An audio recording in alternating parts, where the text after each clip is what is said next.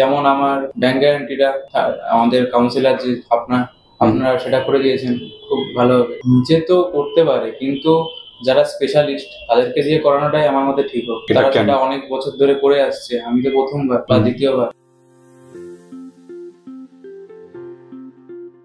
নমস্কার, good afternoon.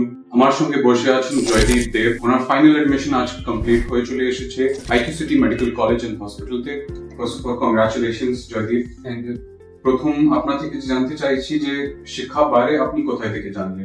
YouTube থেকে জেনেছি, আপনাদের আমি ইউটিউব থেকে একটা ভিডিও দেখেছি, ওখান থেকেই আপনি জেনেছেন, তারপরে কন্ট্যাক্ট করি।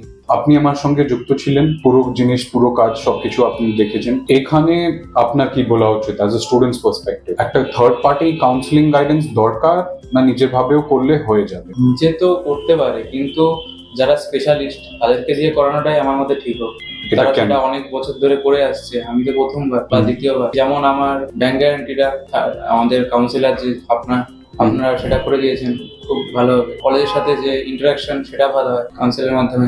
একটা এক্সপিরিয়েন্সও থাকে যে কোন রাউন্ডে আমার কি হতে পারে। হ্যাঁ, সেটা তো আপনাদের যে ডাটা বেস তো প্রচুর বড়, সেটার থেকে আপনারা বুঝতেই পারেন, সেটাই আমাদের সুবিধা। একদম। কলেজ বারে আপনি কি বলতে চাইছেন আইকিউ সিটি কলেজের নিয়ে? আপনারা তো আমাদের কনফার্মেশন দিয়ে রেখেছিলেন, সেটার থেকে বুঝেছিলাম তো কলেজ হয়ে যাবে, আইকিউ সিটি হয়ে যাবে, সেটা তো ভালোই নেই, সেটা ভালো লাগছে আমার। আপনি পুরো শিক্ষার এক্সপিরিয়েন্সকে কত রেট করতে চাইছেন? আমি 9 রেট করব, যে বাকি এক্সট্রা ওটা প্রোগ্রেসের জন্য শিক্ষা। একদম 100 বার। Thank you so much.